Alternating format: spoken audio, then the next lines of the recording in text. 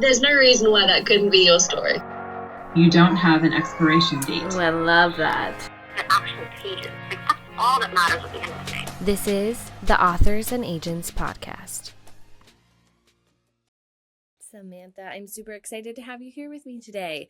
I am really looking forward to getting to know you as an author and as a person better. But start off by telling me about your upcoming novel, Recipe for Confidence, which comes out May 17th. Okay, so Recipe for Confidence is a young adult novel. It's fiction, and it follows the protagonist as she uses her graphic design passion and skills to promote her aunt's new bakery and to help her peers with different projects. And as you can guess, a lot of dessert is involved and features a lot of traditional Italian desserts because I'm half Italian and my grandparents came from Italy. So the book comes out May 17th, and it's available for pre-order on Amazon Kindle right now as an ebook. Oh, that is exciting. And I love when books have like food, like you can just, there's so much food in them. You feel like you're maybe getting a little craving or like learning new things that you want to try. So that's exciting. And dessert. I'm currently doing no sugar, but when I'm done with that, I will be gorging myself on some sugar. So tell me a little bit about your journey to this point, because you have one other book that you've published, right?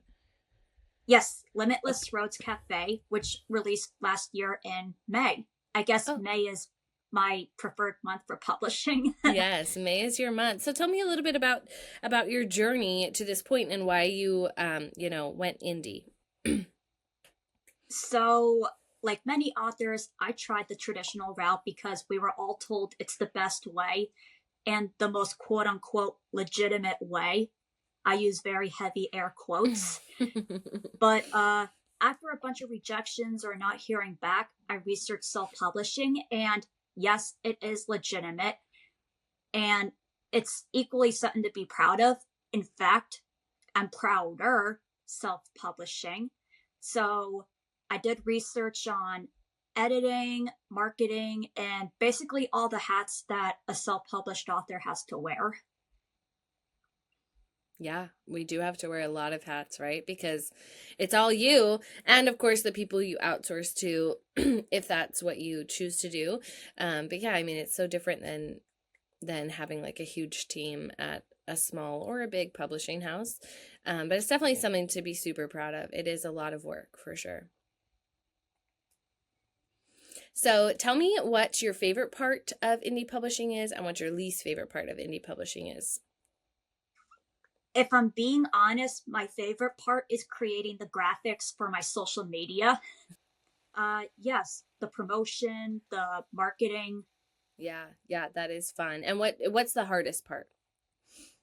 That same thing, promotion and marketing. Yeah. Yeah, it is so fun to create all those things, but it is a lot of work. It is a lot of work. It's hard. You feel like you've got to be posting all day long or be going viral like all of the other people you see. But, everything that you do is good no matter like how popular it is, right? Yes. And someone recently told me that just because someone has like 10,000 followers doesn't mean they're selling 10,000 copies of their book. Definitely. Yeah. Yeah. Some of the, I follow one of my friends is a fellow indie author, and she maybe has, I don't know, 400 or 500. I'd have to check how many followers she has. But man, her books are super popular and she's got a great following, and, she networks really well in the indie community. So yeah, a follower count doesn't necessarily relate to how well they're publishing. So what is something you hope readers will take away from Recipe for Confidence?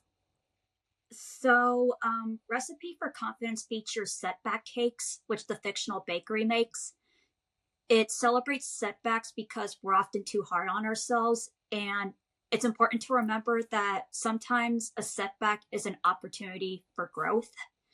And I actually made my own setback cake yesterday. You can see it on my Instagram, TikTok, and Facebook. So I hope readers take away that it's okay to not succeed every time, and that setbacks are a part of growth and a part of life. They really are. We learn from every experience, good and bad, setbacks, and, moving forward. I love that. So when you're reading for yourself for pleasure, who are some of your favorite authors to read, and why do you enjoy reading them? I really don't like this question because there's so many and so many different genres. I know. But I do like Jen Wilde. She's the author of Queens of Geek.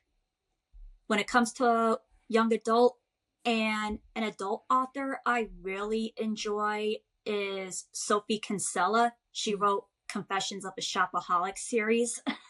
Yeah. That's awesome. I know it is hard to pick, and in all my questions that use the word favorite, it's like, it can be a momentary favorite too. It's too hard to pick like an all-time favorite. So looking back on your journey and where you are now, getting ready to publish book 2, what is some advice you would share with aspiring authors who are maybe looking toward indie or just wondering kind of what their next steps should be? What advice would you give to them? Well, a whole book could be written about this, but I'll provide some quick tips.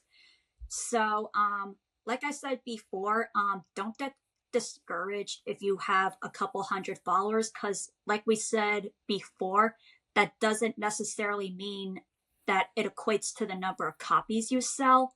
Yeah. And don't be jealous of other authors with how much they sell, how many followers they have, or how famous and viral they are.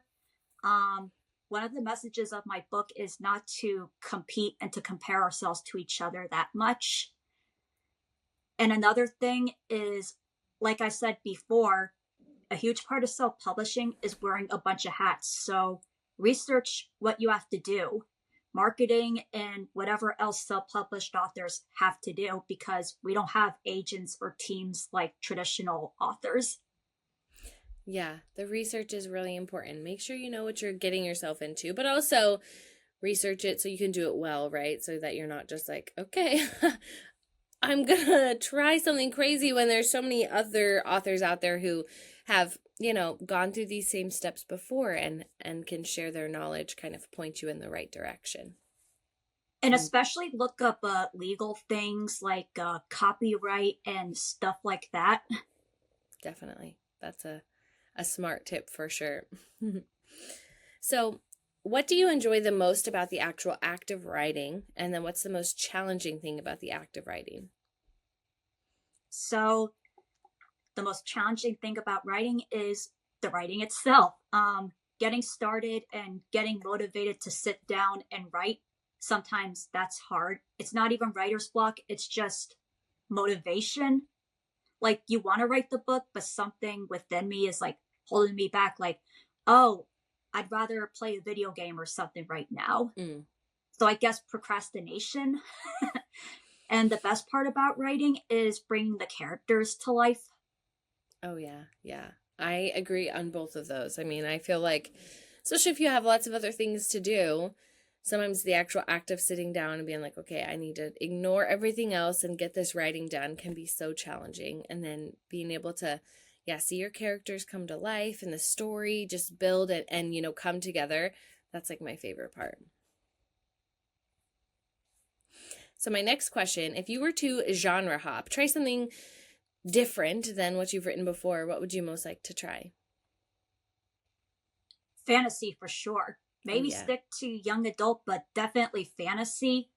But it wouldn't be in the typical medieval setting. I really like how more and more books are exiting that kind of medieval world. Yeah. Would you have fantasy that has creatures like dragons, or would you focus on magic? What would your kind of preferred fantasy be? Oh gee, I'm still thinking about it and considering it. So but I would say I'd probably do Roman mythology, maybe. Ooh, maybe some Italian folklore. Oh, that'd be awesome. Yeah, you don't see that a lot. I think that'd be really fun. So in your writing, Samantha, who has been one of your biggest supporters? Or maybe you have a couple of different biggest supporters. So my friends were my alpha readers, so I have to give a shout out to them.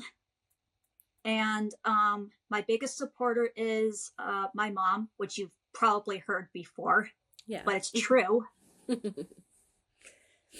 Definitely true. It's nice to have your parents in your corner, and so good to have friends who you can trust to give you good feedback, right? Yes, and I have to really give them credit for taking time out of their busy lives and adulting to help me out. Yeah. Yeah, because it is a lot of work. I have a friend who is one of my like main readers, and I mean, she's a busy mom of 4. All her kids do sports like crazy, you know. She works, but it's so great when she's like texting me. She's like, "I'm reading," and like you can tell that there's excitement there. That is great that they give up that time for us. So I've just got a couple of questions left. So, what's something you love to like? What's your like writing fuel, like favorite snack or drink? So French vanilla coffee, any coffee with caramel in it, or just a hot tea with nothing in it except the tea itself. And I also like to eat breakfast foods while I'm writing, like toast. Oh, yum. Toast just with butter, or what? Do you have any preferred toppings? I put peanut butter on my toast. I love peanut butter toast when it gets a little melty. Oh, so good. Very yummy. So my last question, you might not like because it uses that word favorite again, but what's your favorite book right now? This is not your favorite book of all time, just something you've read recently that you're like, oh yes, I really want to tell people about this. Oh God, you got to give me a moment. That's fine. No worries, no rush. So, my favorite book right now would have to be an anthology called Being Ace. I don't know if you've heard of that one. I haven't. So basically it's short stories by different authors featuring asexual and or aromantic characters. Awesome. Well, and it's mostly for the young adult audience. Okay. Well, there you go. That's awesome. Well, thank you for sharing that. And everybody, by the time this comes out, Recipe for Confidence will already have been out for a week. So everybody go and buy it, rave about it, give Samantha some love and support. And Samantha, thanks so much for chatting with me and sharing some tips and, you know, your journey.